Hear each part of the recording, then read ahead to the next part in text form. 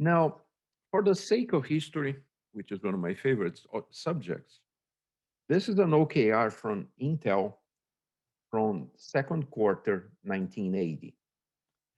And it's kind of actually laughable these days to read some of those things, but established the 8086 as the highest performance 16-bit processor family, right?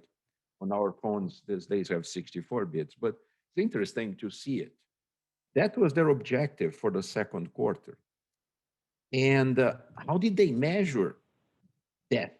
Okay, how do we measure this objective? And they said, okay, there's three things we're going to measure. One is we have to be able to develop and publish 5 benchmarks that show the 8086 rocks, right? Then we have to get this 8 megahertz parts into production. Well, that's going to affect engineering and manufacturing.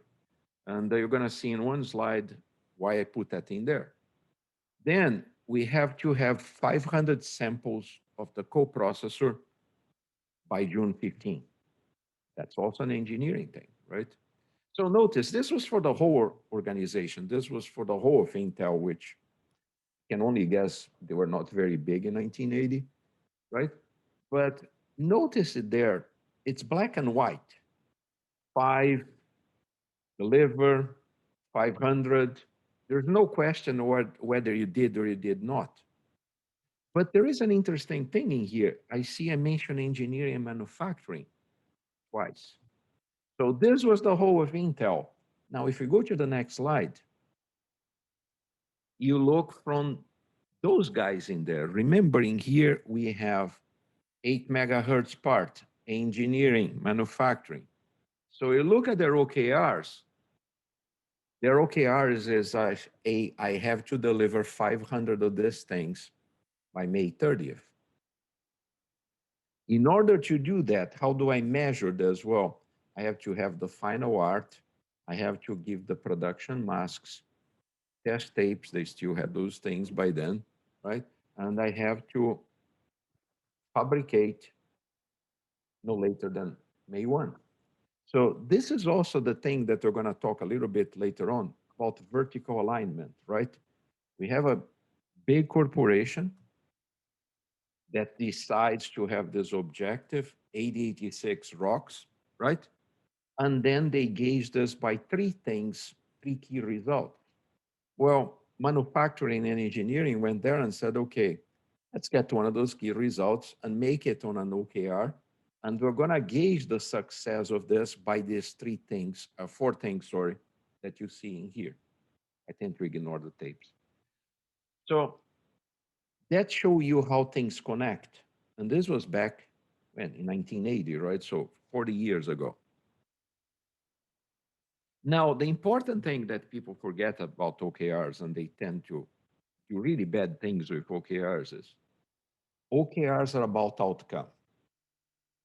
They are not about output. And we as an industry, especially in the IT business, we love to talk about output. And we create a lot of waste because of this. It's estimated that IT generates about 75% of waste on the stuff that they use. And I never believed on that until I started thinking. And when I write a lot of PowerPoint, like you guys can see, right? And I figured out that I probably use about 15% of what PowerPoint does, and that's all I need, right?